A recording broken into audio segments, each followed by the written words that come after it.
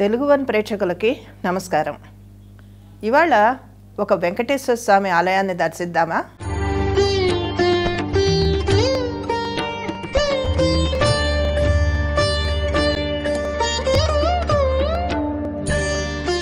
ఇది తెలంగాణ రాష్ట్రంలో మహబూబ్ నగర్కి 18 కిలోమీటర్ల దూరంలో మహబూబ్ నగర్ నుంచి రాయచూర్ వెళ్ళే మార్గంలో ఉన్నది. దీని పేరు మన్యంకొండ. పూర్వం ఇక్కడంతా కూడా అరణ్యాలు అవి చాలా ఎక్కువగా ఉండేవట. ఆ కొండలు అవి కూడా చాలా ఉండేవి. ఇందులో ఒక పెద్ద కొండలో చాలామంది మునులు తపస్సు చేసుకుంటూ ఉండేవాళ్ళట. అందుకని అప్పటి వాళ్ళంతా ఆ కొండని మునుల కొండ అని పిలిచారు. కాలక్రమేణా అది మన్యంకొండగా మారింది. దీనినే తెలంగాణ తిరుపతి అని కూడా అంటారు. తీరితే తిరుపతి, తీరకపోతే మన్యంకొండ. అంటే తిరుపతి దాకా వెళ్ళలేని వాళ్ళు చాలామంది ఉంటారు కదా, అంత దూరాలు ప్రయాణం చేయలేని వాళ్ళందరూ మన్యంకొండలో తమ మొక్కులు తీర్చుకుంటూ ఉంటారు, స్వామిని దర్శించుతూ ఉంటారు అనమాట. ఇక్కడ వెంకటేశ్వర స్వామి చాలా మహత్యం కలవాడంటారు. దీనికి రుజువుగా 4 నిదర్శనాలు చూపిస్తారు ఇక్కడ వాళ్ళు. ఒకటి దేవాలయం. ఇక్కడ దేవాలయాన్ని ఎవరూ నిర్మించలేదు. అంటే స్వామి ఉన్న గర్భాలయాన్ని అన్నమాట. అది ఒక కొండ గుహలో సహజంగా ఏర్పడింది. దానిలోనే ఆ గుహ గోడకి స్వామి వెలిసారు. ఆకారం ఉందన్నమాట, స్వామి ఆకారం.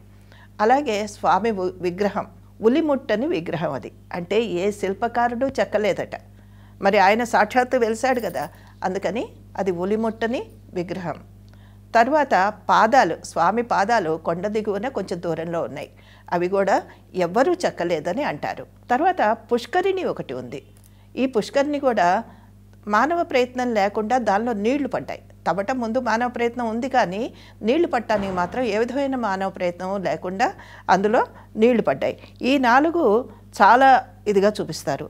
మానవ ప్రయత్నం లేకుండా నీళ్లు ఎలా పడ్డాయి అని అంటారా? ఆ పుష్కరిణి తవ్వినప్పుడు పెద్ద బండరాయి పడ్డదండి, నీళ్ళు రాలేదు. నీళ్ళు రాకపోతే అప్పుడు హనుమద్దాసు అని స్వామి భక్తుడు ఒక ఆయన ఉండేవాడు. ఆయన స్వామిని తన కీర్తనలతో సేవిస్తూ ఉండేవాడు అనమాట. ఆయనకి స్వామి అంటే అపరిమితమైన నమ్మకం. ఆయన ఏం చేశాడంటే బండ పడటంతో తను అక్కడే ఒంటికాల మీద నుంచుని స్వామిని గురించి కీర్తించడం మొదలెట్టాడు. ఎంతసేపు అలా చేశాడో కానీ ఆ బండ పగిలి దానంతటా అది నీరు వెల్లువై ఉరికిందంట.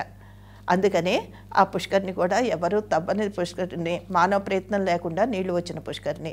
ఇవన్నీ స్వామి మహత్యానికి నిదర్శనాలు అని అంటారు. హనుమద్దాస్ గారు స్వామి గురించి తన కీర్తనల ద్వారా ప్రచారం చేసి ఆ ప్రాంతాన్ని 2వ తిరుపతిగా ప్రచారం చేస్తే స్వామి గురించి ఎక్కువగా అందరికీ తెలిసేట్టు చేసింది అళహరి కేశవయ్య గారు. ఈయనకి స్వామి ఒకసారి కలలో కనపడి తాను మన్యంకొండలో ఉన్నానని వచ్చి పూజలు చేయమని ఆదేశించగా ఆయన తన కుటుంబంతో సహా వచ్చి అక్కడ ఉండి స్వామివారికి సేవలు చేయసాగాడు.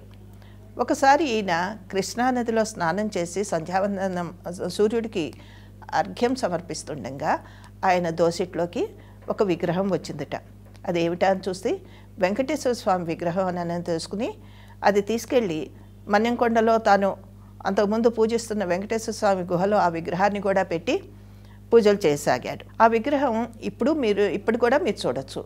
3 అడుగులు ఎత్తుంటుంది, కళ్ళు తెరిచి ఉంటాయి. సాధారణంగా వెంకటేశ్వర స్వామి కళ్ళు మూసి ఉండి పైన నామాలు పెట్టి ఉంటాయి కదా, అలా కాకుండా ఇక్కడ కళ్ళు తెరిచి ఉంటాయి.